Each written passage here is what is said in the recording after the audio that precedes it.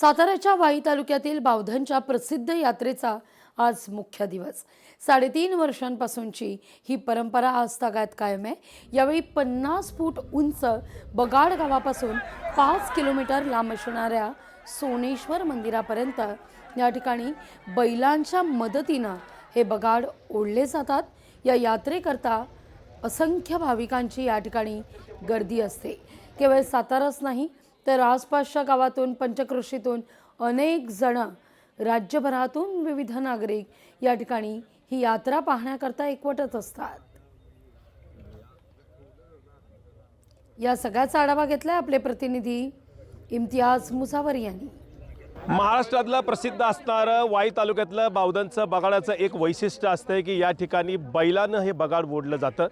वर्षभर पूर्णतः या बैलांना मेहनत घ्यावी लागते आणि मोठ्या प्रमाणात बैलांना त्याच पद्धतीने खुराक देखील दिला जातो। मोठ्या प्रमाणात एखादा हत्ती पाळला तरी चालेल, मात्र बैलाला येणारा जो खर्च आहे तो न परवडणार असतो। मात्र हौसेला मोल नसतंय। काशीनाथाचं चांगवलं म्हणून संपूर्ण सातारा जिल्हा हा दुमदुमून जात असतो। काय सांगाल एकंदरीतच संपूर्ण वर्षभर तुम्ही ह्या बैलाची मेहनत घेता, धिप्पाड अशी बैल तुम्ही तयार करत असताना कसं काय काय सुरुवातपासून कशी असते त्याची? तिथे शिंगा असतील, कान असतील, डोळं, पायाची सजावट, मागचं फाउंडेशन हे सगळं चेक केलं जातं। बैल आपल्याकडे आणल्यानंतर हाऊत काठी असू, बैलगाडी असू, 12 महिने 18 काळ बैल आपल्याकडे झोपला जातो। त्याचा योग्य चालतोय का नाही हे चेक केलं जातं। त्यानंतरच बैल खरेदी केला जातो। मका बारडा असेल, उडीद असेल, असं मिश्रण करून आपण त्यांना हे करत असतो।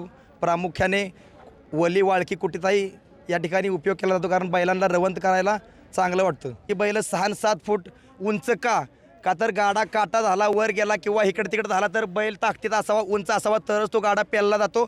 त्यानंतर पुढं चावरी 6 बैली, 8 बैली, 10 बैली, 12 बैली एक सलग सलवून व्यवस्थित त्याला जोर लावून हे बैल दुर्वी पेलतात। त्यामुळे आपल्याकडे बैल मोठी लागतात। बावधनचे जे भैरवनाथाचे जे भक्त असतात ते याच बगाडाला बैलाच्या बरोबर ते ओढत असतात आणि काशीनाथाला आणि त्याचबरोबर भैरवनाथाला प्रसन्न करण्यासाठी संपूर्ण लाखो भाविक या बावधनमध्ये आवर्जून येत असतात। इम्तियाज मुजावर, लोकशाही मराठी, सातारा।